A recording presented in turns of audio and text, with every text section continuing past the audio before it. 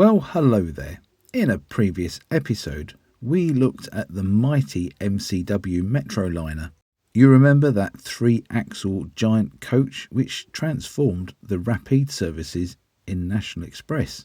Now, the story of the Metroliner is a story that very nearly didn't happen, because the first double-decker coach that National Express trialled in the early 80s was in fact a Leyland Olympian coach. So come with me and take a return journey back to the early 1980s when those long wheelbase Leyland Olympian commuter coaches ruled the main roads and express services of the home counties.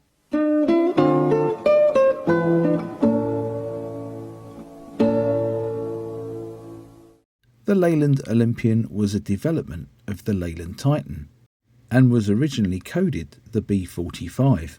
Now, I have done a video on the Leyland Olympian, and it's an early one that I did in the Classic Bus Histories series, so the production might not be quite as good as it is on the later videos, and I do apologise for that, but I will try and remember to put a link to this video up in the top right hand corner for you.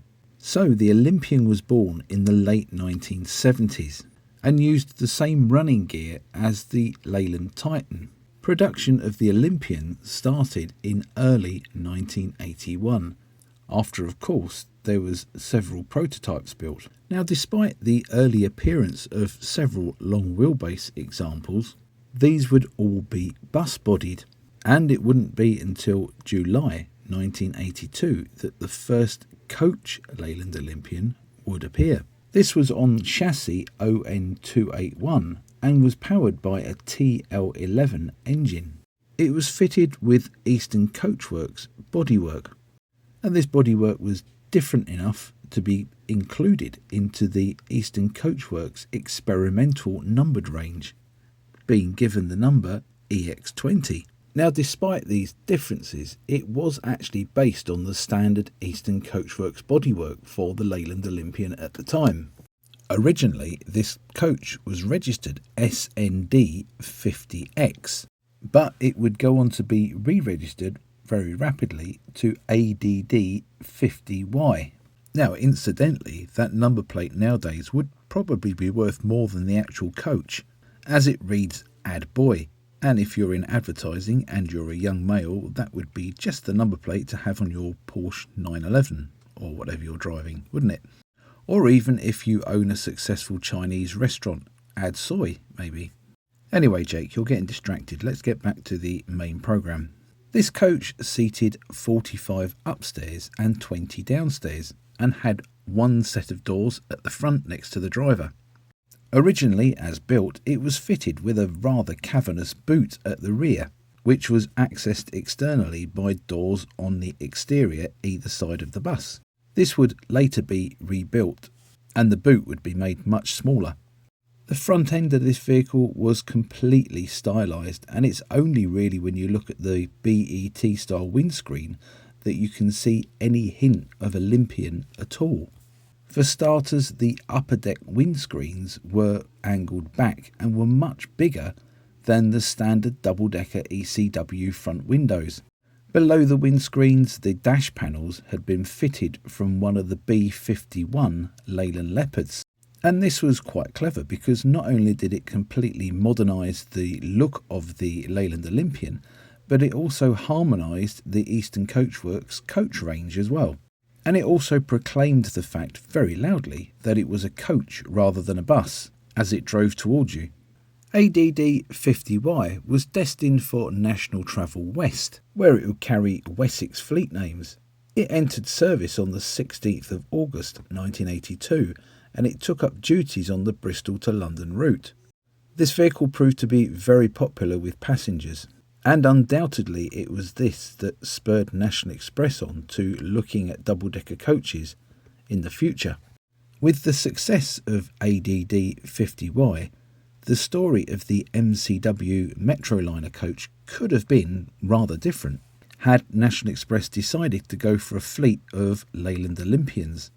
And it is rather surprising that they actually didn't, to be fair. The majority of National Express work, but of course not all National Express work, was by National Bus Company subsidiaries.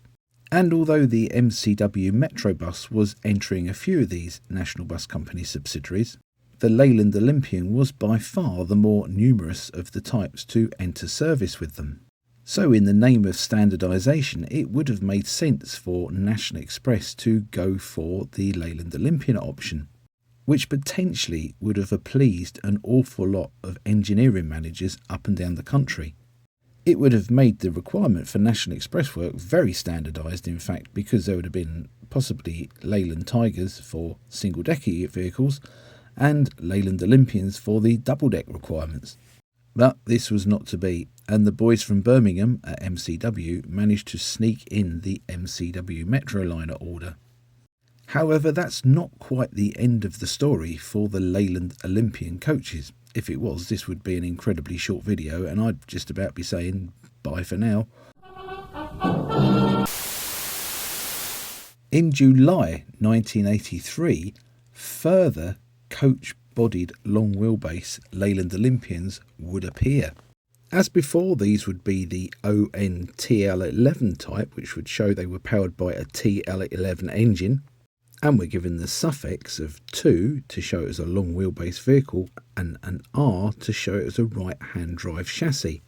They were also regarded as special chassis and were built at Bristol. These initial 5 vehicles were GKE 441Y to GKE 445Y and were destined for Maidstone and District in Kent, whilst the rest of the batch of this production run went to Alder Valley and was registered YPJ 501Y to YPJ 505Y. Unlike ADD 50Y, they didn't have a large boot at the rear, as these were intended for commuter coaches, the idea being that commuters normally just had hand luggage, rather than giant suitcases and such. With the deletion of the boot area, the seating capacity became 73, with the vehicles being 11.6 metres long and 14 foot 2 inches high. Sorry about that clash of metric and imperial. All of these vehicles were delivered in May 1983. Although all these coaches kept the massive raked-backed upper deck windscreen and the BET style windscreen, the lower front dash panels was revised, and they gained their own styling away from the B51 bodywork. There's no denying that these vehicles were anything less than stunning and stylish. At the time, the National Bus Company subsidiaries was starting to lose that little bit of rigidness when it came to liveries, and both the Maidstone and District and Alder Valley vehicles were delivered in very attractive liveries that enhanced the look of the vehicles. The Maidstone and District vehicles were delivered in the white and green Invictaway livery, which featured what had become known as a Venetian blind livery, with alternate green and white stripes on the side of the vehicle.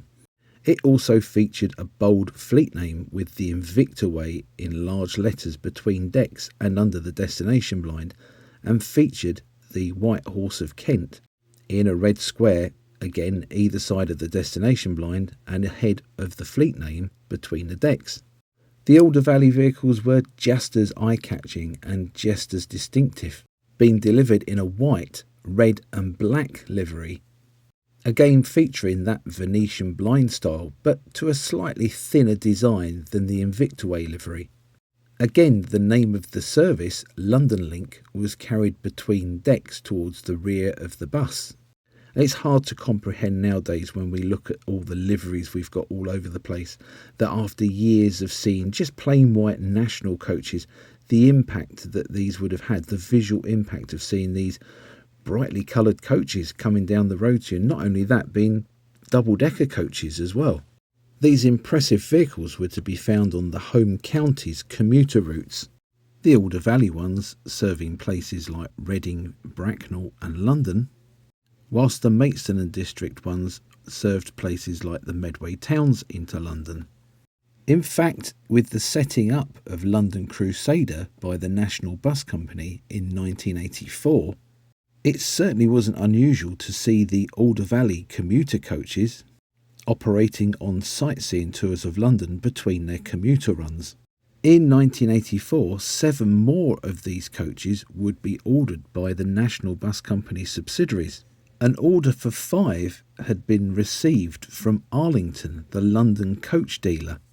However, this didn't quite go to plan, and only the first 2 were built, and these were in fact delivered also to Alder Valley in May 1984. And these would be A506 GPC and A507 GPC. Around the same time, an order for 5 coaches was received from London Country, and these would be delivered in April-May 1984 as LRC 1 to 5, and were given the registrations A101 FPL to A105 FPL.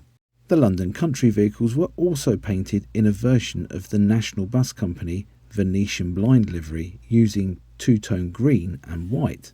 Again, they featured a prominent fleet name at the rear between decks. This time it said Green Line. They differed to the previous batch of commuter coaches by having standard National Bus Company destination blinds. These Green Line coaches went to Northfleet Garage to work Route 720. In 1985, the Olympian coach programme expanded, with a total of 25 being built. As before, these were all for commuter express services into London. There would be a further 3 for Alder Valley, and these would emerge in January 1985 as B576 LPE to B578 LPE. London Country would return for a batch of 5, and this would be LRC 6 to LRC 10, and these would be registered B106 LPH to B110 LPH. These would enter service at St Albans for the 757 Luton Flightline service. This batch seating only 69 instead of 72, the extra space inside being given over to luggage. A new customer and a new variant of the Olympian coach would be for Eastern National and would be built to a lower height of 13 foot 8. They ordered 10 of these lower height coaches, which would be registered B688 BPU to B697 BPU. Again, these Eastern National vehicles would be delivered in a very bold, striking livery, which was also based on the Venetian blind effect livery. This again being a two-tone green and white based colour scheme. This time though, the company name of Eastern National was carried in big lettering between the decks, with the route branding, City Commuter, slightly smaller underneath it. Maidstone and District would return for 2 batches of 2 and 4. The batch of 2 being B446 WKE and B447 WKE, whilst the batch of 4 would run from C448 BKM to C451 BKM. Maidstone and District would also send 1 back for rebodying. GKE 441Y had an unfortunate encounter with Milton Road Railway Bridge in Sittingbourne, which left the coach beyond repair.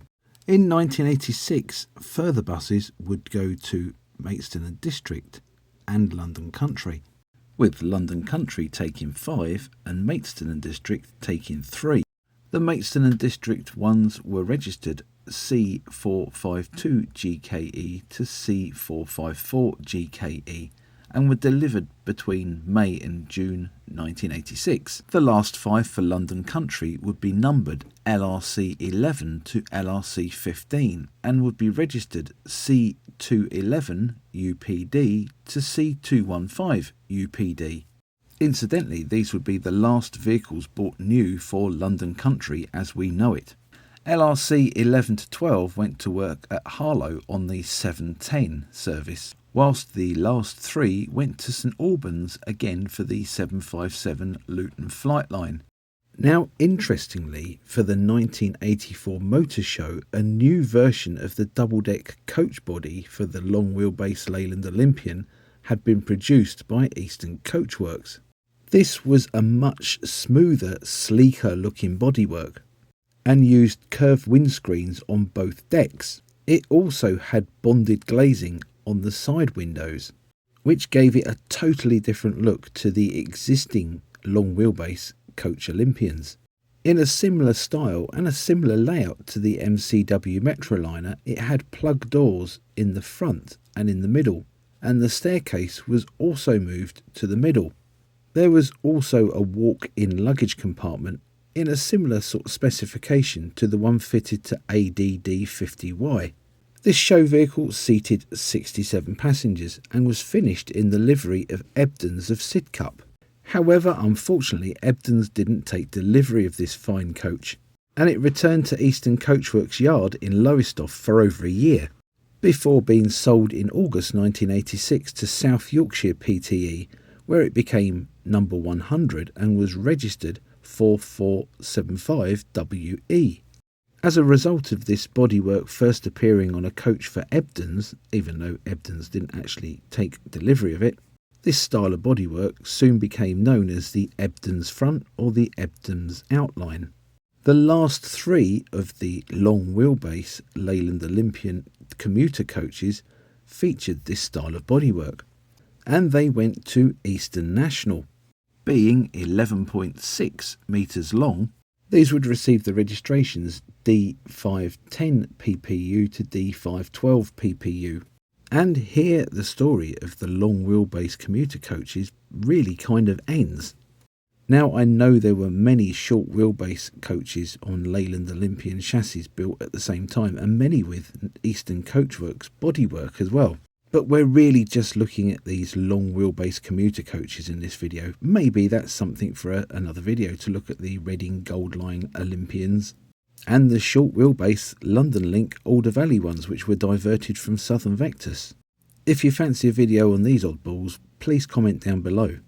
Now, interestingly, before buses were all low floor and coaches remained high floor, when a coach's days on express services were over, they tended to be downgraded to run on bus services and limited stop services.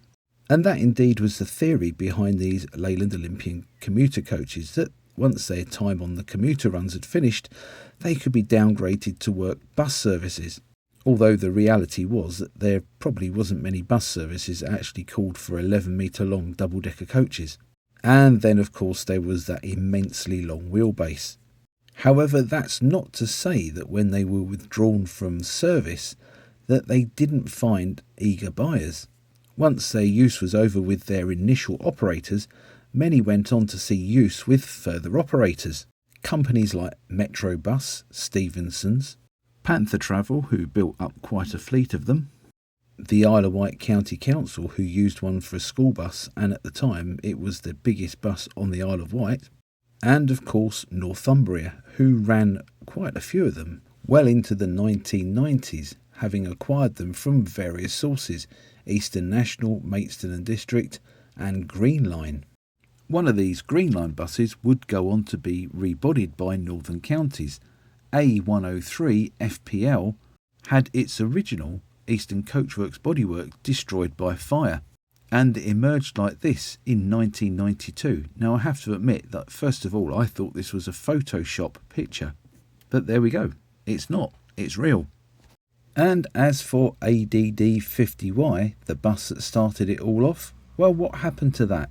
Well, after working with National Express, it ended up with Badger Line and worked on the SwiftLink work around Bristol. However, in 1988, it was sold to Citybus in Hong Kong, where it was fitted with air conditioning and used on cross-border services to Shenzhen. This lasted until 1991. It was then converted to open top and later had an Alexander front grafted onto its Eastern Coachworks body, just to confuse things. There's a few of these wonderful vehicles now in preservation, and when you see them in the flesh, they are absolutely stunning. They really are, and they look even more immensely huge than they do in these pictures that you're looking at now. Well, look, here we are. We've reached the end of the story of these long wheelbase commuter coaches.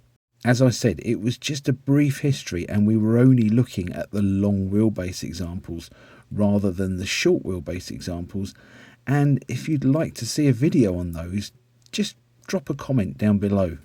Likewise, if you have any thoughts or memories on these commuter coaches, if you used to travel on them, drive them, or even work round the oily end on them, drop a comment down below. I always love reading your comments, and I do try and reply to each and every one of you if I can. Coming up in the future, I've got videos on such diverse subjects as Northern General, the MCW and Optare Metroliner, and Edinburgh's Leyland Olympian fleet. Now, if you'd like to catch these videos, you must subscribe so you don't miss out on these. It doesn't cost anything to subscribe, it's free. It's just a little click that you hit there, hit the notification bell, and you will receive notifications when I release these videos. Otherwise, you might miss the bus, and you don't want to do that, do you? If you did enjoy this video, please like and share it. Thank you so much for watching this video. Bye for now.